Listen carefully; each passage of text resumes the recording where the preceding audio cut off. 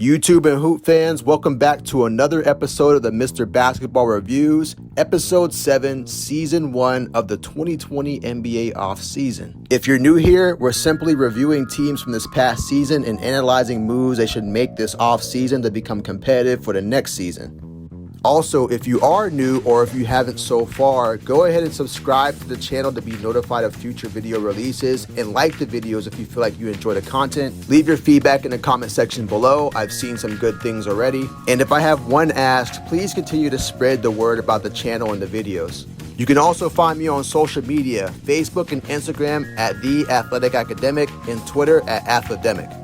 Episode 7 brings us to the Chicago Bulls. What do we have on the table today? Same thing as always. Quick overview, the performance of this team from the past season, breaking down the teams from the head coach down to the roster, the financial situation of the teams and any moves they should make this offseason in free agency or the draft, and our outlook and projections for the team going forward. Season overview of the Chicago Bulls. How did they perform? 22 wins, 43 losses, missed the playoffs for the third consecutive season. When compared to other teams, they ranked 24th in the league in overall record, 11th in the Eastern Conference, and 3rd in the Central Division. Needless to say, it's been a tough rebuild for Chicago the last few years. So the Bulls had a lot of issues this past season that affected them, but the first one we got to point out is the injuries. Starting out with Otto Porter Jr., missed 51 games from a foot injury. Otto's been one of the key 3-and-D guys the last few years in the league. He made his mark with the Wizards, got a nice contract, but hasn't been able to stay healthy. Chicago needs him if they're going to make a jump into the playoffs next season. Then we have Wendell Carter Jr., who's your starting center, but more a power forward, missed 22 games from an ankle injury. Lauri Markkanen, who had a down year, missed 15 games from groin injuries. Chris Dunn, 14 games from a knee injury, and star player Zach LaVine missed 5 from quad injuries. The team overall missed 14 games per player, which is about 22% of their games played this past season. But the injuries are only one part of the puzzle. Let's come out and say it. This Chicago Bulls team is not supposed to be in this situation. There's far too much talent, far too much skill, but there's a few reasons why they haven't reached their potential. One of them is a lack of a true playmaking point guard. And yeah, they got Satoransky. He gives you 5 assists, but he's a band-aid to a bigger issue. He's more of a game manager than a game changer at the point guard spot. And he doesn't have the ability to elevate the team's talent. And don't get me wrong, I like Coby White, but he's looking like the second coming of Jamal Murray. A great scoring point guard, but not your person that's going to get the team involved. Also, there's a true lack of leadership on this team. Who's the leader? I don't know. Do you know? Thad Young calls himself the dad of the team, but he's not the leader. Zach LaVine would be the hope in this situation, but we're still even skeptical if he's the franchise player going forward. Many times it looked like Zach's more like the second or third option on a championship team than the franchise leader. And that's no disrespect, I'm just calling how I see it. But if we're talking about leadership, the issues have gone high up and the Bulls have addressed them. The GarPax era is over. 20 years of bad front office moves. I have no doubt Karnisovas will turn things around. Leadership change number 2, Jim Boylen, probably the worst head coach in the league last season, gone. And I don't think anyone's going to miss him. It looked like he had a constant struggle with the tension in that locker room. And his team was pretty open about how they felt about him to the public. But with Billy Donovan coming in as a recent coach from OKC, this will be a better change for the team from day one. So looking at the Chicago Bulls offense, we called out the biggest issue going on here is the lack of a playmaking point guard. That led to a big issue with the team not able to get enough shots up, but they were also very inefficient in the shots that they did put up. If there was a bright spot, is that what kept them alive is some of their three-point shooting abilities. Zach LaVine was 12th in the NBA in three-pointers made per game, and he shot 38% on threes. But Zach can't do it alone. And because at times he's tried to force the issue, he's also contributed to the turnover woes for the team.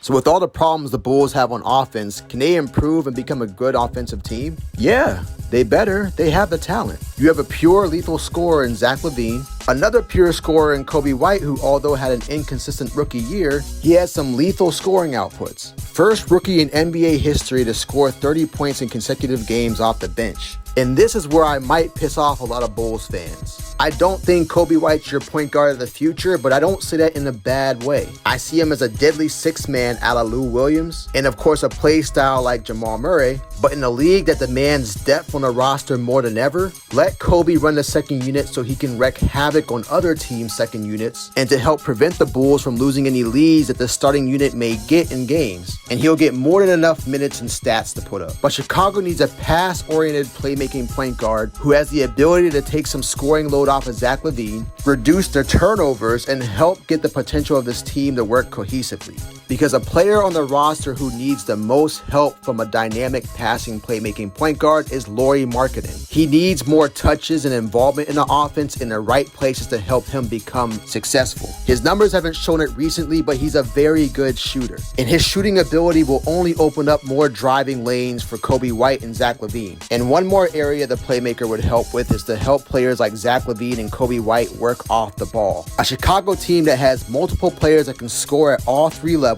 and have top-notch off-ball movement, their offense can turn around night and day. Now the Bulls on defense, much better story. 9th in the NBA in defensive rating at 108.9. And as much trash as we talk on Boylen, one thing he gets credit for is the Bulls' preparedness on defense. They weren't a great team defensively at the front court. They were dead last in defensive rebounds and one of the worst in blocks and points scored in the paint. But remember, Wendell Carter Jr. missed a lot of games this past year. And Daniel Gafford shows a lot of promise, but he's still not there yet. But if we could speak on the wings and the backcourt, they held their own. They had 3 players that were within the top 20 in steals per game, which helped elevate the team to number 1 in the NBA in steals per game. And once they get Wendell Carter Jr. back, if he stays healthy, this will only add to their defensive versatility. First thing the Bulls can benefit from to continue to improve the defense, stay healthy. I don't have a recipe on how to do that, but hopefully luck is on their side. One big dilemma that they're going to have to solve is the puzzle at the power forward position. You have Wendell playing the center position, but he has stated that he is not a center and would rather play power forward, but you have Markkanen, who is your power forward. And although there have been rumors that the Bulls are leaning more towards Markkanen as opposed to Wendell for the future, I don't think this is going to be solved quickly. So Wendell is going to have to do the best at being a center as he can. Stated earlier, I think Gafford would be a big piece in helping as he continues to improve, but he'll still need time. And of course, if you can reduce the turnovers on the offensive end, it would help eliminate easy points and help alleviate some pressure on the defensive end. So now we can start looking into the team, and we're going to start with new head coach Billy Donovan. He's in his 5th season after coaching multiple years in the college ranks at the University of Florida, winning 2 national championships in the process. And in his 5 seasons as the head coach at OKC, he brought in a .608 win percentage. What he brings to the Bulls, although he's had star players in Westbrook and Paul George, he's shown he's a pretty capable player development coach. He has a solid reputation in locker rooms, and his defensive performance with his teams will undoubtedly do wonders for the Bulls, as they are already a pretty good defensive team as it is. Areas of opportunities, it's been said that he's not the best at in-game adjustments, and at times in OKC he could have been more stern with Westbrook and George, but those aren't the easiest personalities to manage. Now let's get into the de facto star of the Chicago Bulls in Zach LaVine. The 5th-year player out of UCLA has without a doubt proved a lot of doubters wrong, as many scouts at the time of his drafting didn't believe he would be able to reach his potential, as he was a 6th man at UCLA that struggled to find some consistency and efficiency in that one-and-done season. Well, he's doing his thing now. This past year, he was 14th in the NBA in points per game, averaged 4 assists, and was also 18th in the NBA in steals per game, and 12th in the NBA at three-pointers made a game. So Zach's calling card, always been his quickness and athleticism. He'll beat you with his first step, and if he gets even 2 feet in the lane, you might as well move out the way. He's honed his skill set in his scoring. He's become more of an efficient three-point shooter at 38% a game, and he's always going to give you versatility on offense. Now, the issue is that the team has asked Zach to do too much. Zach is by no means a playmaker. He should not be your primary playmaker. He's a scorer. So Chicago needs to continue to give him some help in the playmaking department, as we spoke about earlier, to help alleviate the offensive burden placed on him. But that's not to say Zach doesn't come with his flaws, because he does try to do too much, and that leads to his turnover issues, where he ranks 10th in the NBA at turnovers per game. And while Zach has also increased his defensive effort, he is still not able to be relied upon on defense. Maybe it's to conserve more energy on offense, but many star guards have made their adjustments in the past, and he needs to as well. Which leads to a bigger issue: is Zach the building block that you want to build a team around? I say no. It's just just not in his persona. Put him on a championship team as a second or third option, then we might be actually talking about something. But if anything, Zach is a key valuable player that you would want on your team.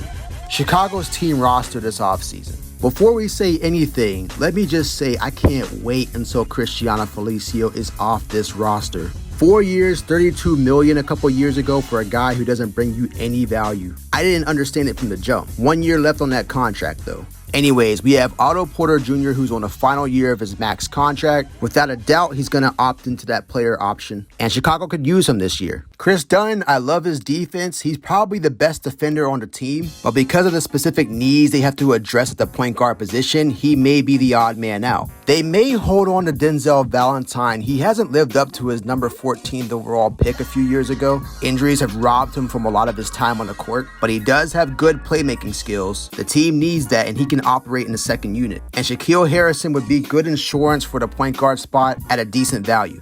Chicago's team finances looking at the salary cap report. We know the league salary cap maximum is set at $109.1 million. The Bulls currently have 12 active contracts for next season that total $106 million. The team has no dead money and their player salary cap holds total $36.9 million. So when we look at the team's total salary cap allocations, they have $142.9 million or $33.8 million over the league salary cap maximum, which places them 19th in the NBA.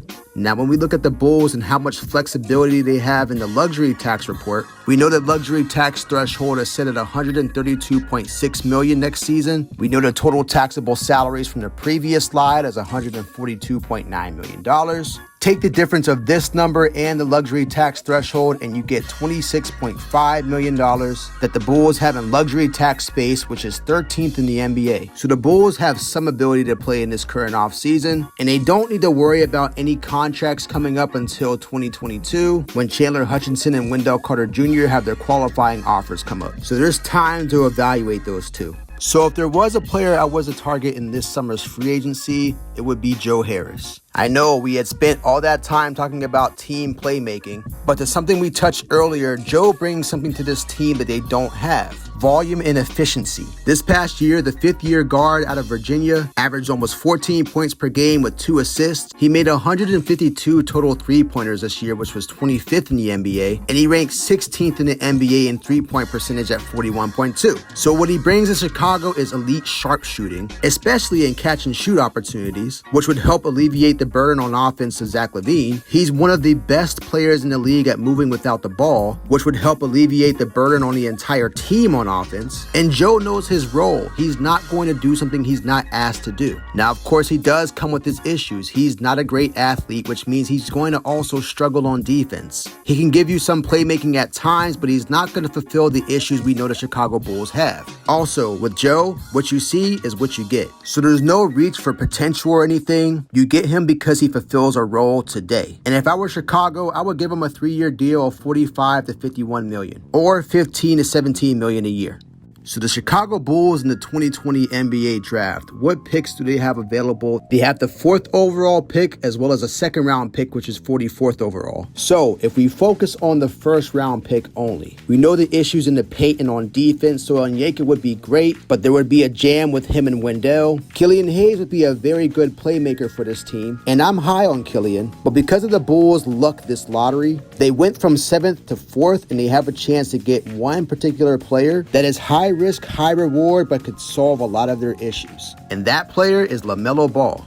So this one should come as a surprise to nobody, in my opinion, as I'm not the first person to cover this at all. But LaMelo Ball, arguably the most controversial path to make it to the NBA, is the player that I think the Bulls need. Instead of going to college, LaMelo went and played in Australia in the NBL, and over there he averaged 17 points per game, which was 17th in the NBL, almost 7 assists per game, which put him 2nd in the NBL, and as a point guard, he was also 7th in rebounds. But wait, there's more. He was the youngest player ever to record a triple-double in the NBL, and he did it again the game after. And in the one-year experiment in Australia, he won the 2020 NBL Rookie of the Year. And let me get this out there. The NBL is not a joke. I've heard people say D1 players can beat NBL players. And no, just stop. A lot of those players in the NBL were star players from the United States. Anyways, back to LaMelo. What stands out without a doubt is his playmaking and passing skills. He's one of the best passers we've seen come into the draft. He can create his own offense at will. He's unorthodox, but he's highly skilled. LaMelo never lacks confidence. That will never be an issue with him. And with all the challenges he's endured in his journey, and with the antics his father puts up, LaMelo Ball is maybe one of the best players that can handle pressure. Now, the man does come with his flaws, and his shooting and shot selection leave a lot to be desired. He shot 25% on threes in Australia on 6 3-point attempts a game, and he only shot 72% from the free throw line, which isn't promising for the future. There's always been questions on his maturity, though those in Australia have actually lauded him. And his defense, well,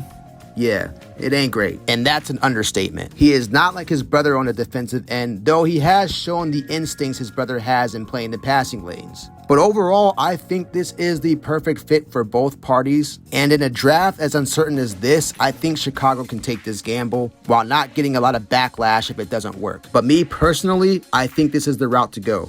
So what teams should the Bulls look to as some inspiration for a vision of the future? I have an interesting one I remember fondly, and that's the 2002-2003 Dallas Mavericks. That team had Steve Nash, Dirk Nowitzki, and Michael Finley. That season, the Mavericks shocked a lot of people by getting the best record in the NBA. They had the best overall offense, and they had a number 11th ranked defense. I'm using this as an example, not saying they are going to be this, but you have LaMelo, who would play the role of Steve Nash as the facilitator and playmaker, Zach LaVine is the pure scorer like Michael Finley, Lauri Markkanen, although not as good as Dirk by any means, but they have been compared in some ways in the ability to stretch the floor at the power forward spot, could play Dirk's role nicely. And then you have Kobe White, who could play the role of Nick Van Exel off the bench, where he gave about 12 points per game on 4 assists. And I have no doubt that Kobe can outclass that, as that was an older Nick Van Exel. The scoring load was spread across the entire team, and although it didn't culminate in a championship, they had reached their potential. As for teams to follow in present day, you've heard me say it multiple times, but the Toronto Raptors. I love their culture, their commitment to team defense, and they've shown great ability from three-point range. They're great at player development, and players know their role. And for a team not to follow, it has to be this year's Chicago Bulls team, because they had the pieces to at least compete for that 8th spot. From the beginning of the season, they had so much confidence they were going to look at the playoffs, and it went in the opposite direction. There was no team chemistry, they were hit with injuries, there was no leadership or direction from front office or head coaches, and it leaves them here today where we're trying to find a way to help them out.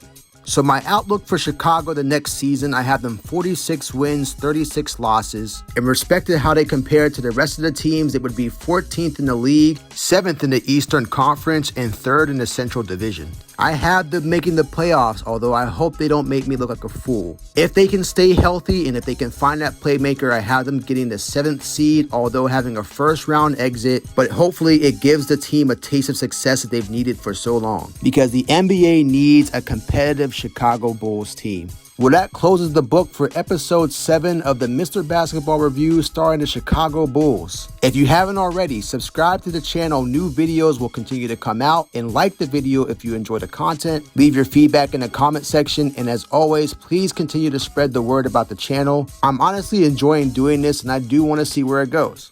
Also, you can find me on social media, Facebook and Instagram at The Athletic Academic, and Twitter at Athledemic. Thanks for watching. Thanks for supporting. This is Athletic Academics, and I'll see you next time.